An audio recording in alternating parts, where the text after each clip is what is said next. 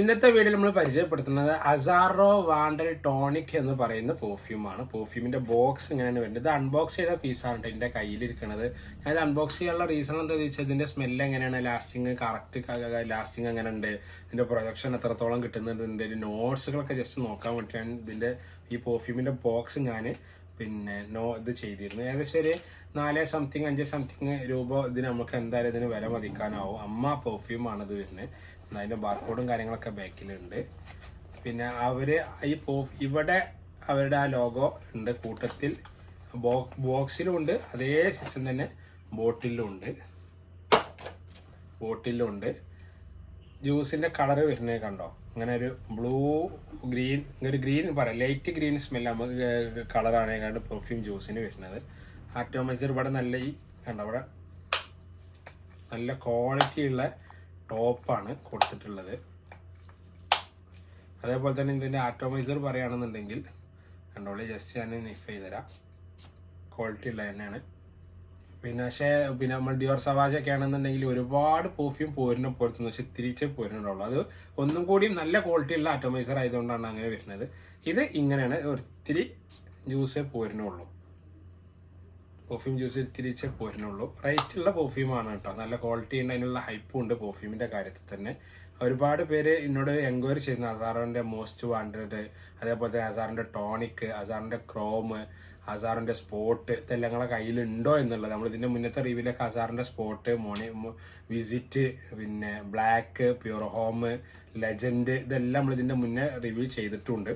ഞാൻ ലാസ്റ്റിങ്ങിൻ്റെ കാര്യത്തിൽ ഞാൻ ഇതിൻ്റെ റിവ്യൂവിൽ ഞാൻ നോക്കുന്ന സമയത്ത് എനിക്ക് മനസ്സിലാവുന്നത് ഒരു 4 മണിക്കൂർ അതിൻ്റെ താഴേക്ക് നല്ല ലാസ്റ്റിംഗ് ഉള്ളൂ.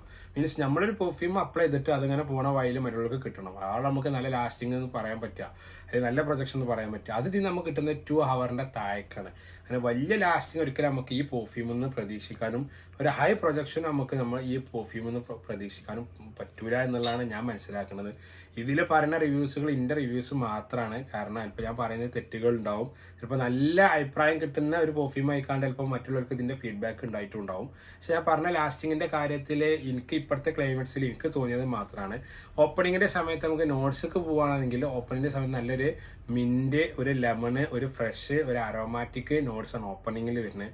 പിന്നെ ഒരു വാം സ്പൈസിൻ്റെ നോട്ട്സ് ഇങ്ങനെ ചെറിയ രൂപത്തിൽ, ആ സ്പൈസസ് ഒരു സിനിമൺ സ്പൈസസ് ഇങ്ങനെ വന്നും പോയി നിൽക്കുന്നുണ്ട്. ഒരു അക്കോട്ടിക്ക് നല്ല ഒരു മിഡിൽ നോട്ടിൽ നമുക്ക് കാര്യമായിട്ട് നമുക്ക് ഇതിന് പറയാൻ പറ്റും.